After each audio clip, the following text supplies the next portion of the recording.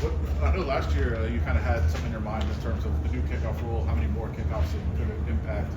Do you have an idea now, like how many more kickoffs do you think we're going to see this year?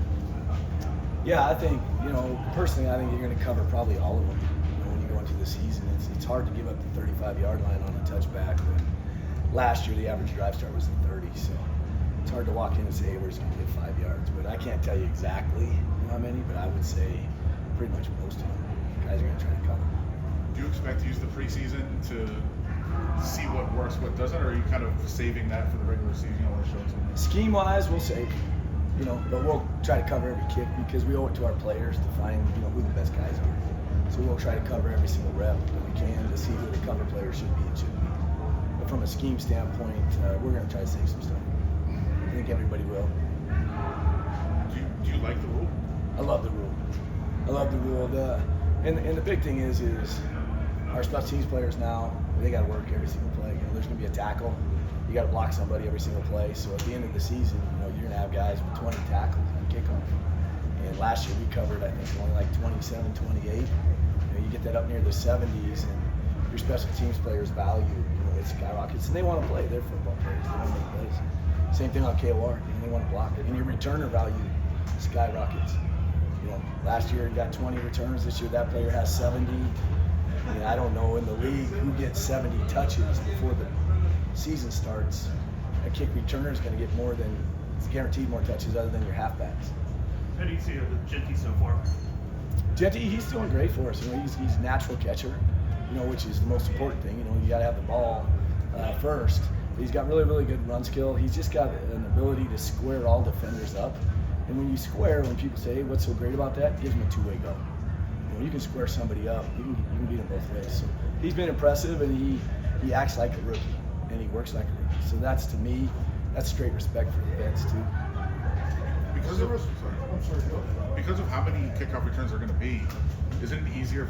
I guess fight's not the right word, but an easier discussion to say, hey, we need our best guys out on return teams and coverage teams. Yeah, our best kick returner, regardless of who they are, where they're drafted, that's a guy that's going to play. So I think that's what everybody's going to do. Is Jack Besh figuring in your plans at all, special teams somewhere? Every player, and I'll just be cut through with you. Every one of our players is playing special teams. Every starter, every player is playing. So yes, every single guy right now is playing. When you're watching practice, there's nobody that doesn't play special teams reps. Where can he help you on special teams? Contact, positions. You know what I'm saying from that standpoint.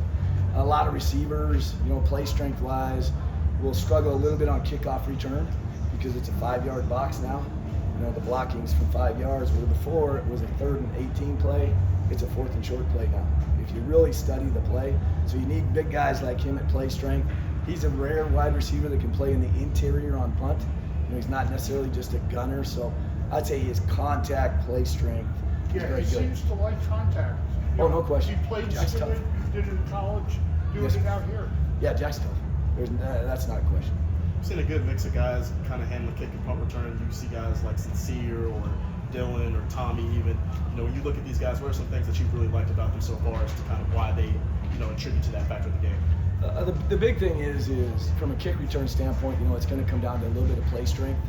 A guy that's 160 pounds, 100 reps, pounding it up in there, it'll wear on him a little bit. So we're trying to get some of them bigger bodies, to catch the football. I think everybody's kind of doing that. That doesn't mean Trey Tucker can't be your kick returner. It's just that we're using all those guys to find the best player, but it's more of the halfback type, body type, is what I think you're going to see in the league, especially with the numbers going so high with kick returns.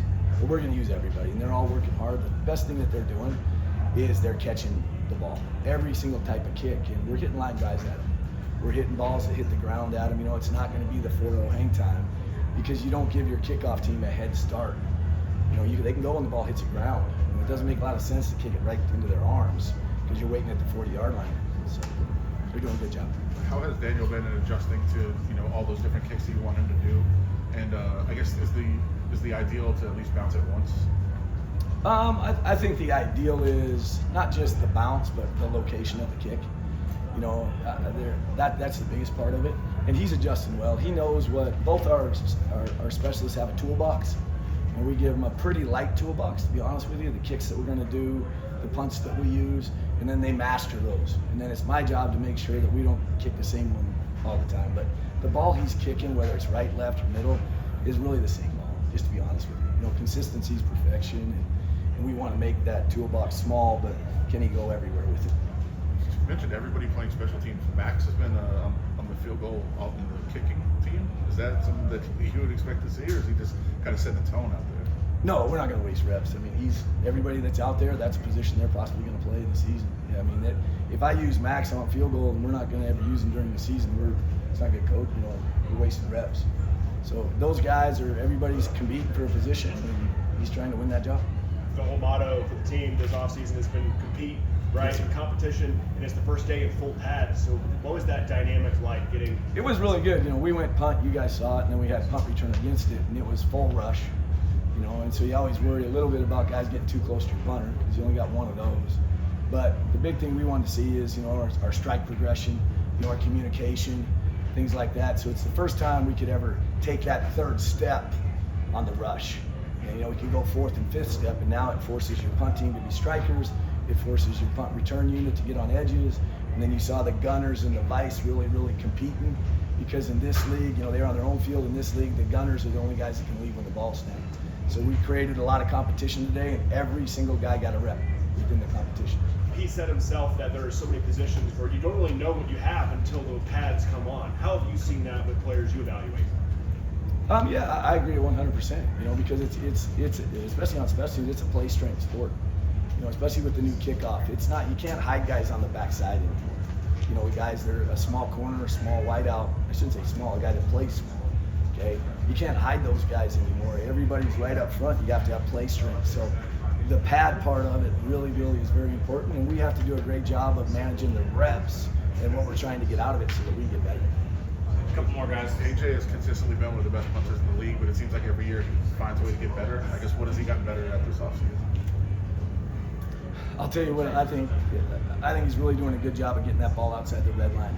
You know, he's given us a rectangle that's very, very small, and that's important too. You know, he wants to punt the ball to the gunners.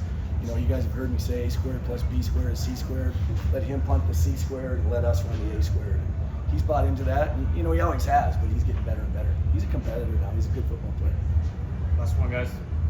Good. Thank you. Thank you so much.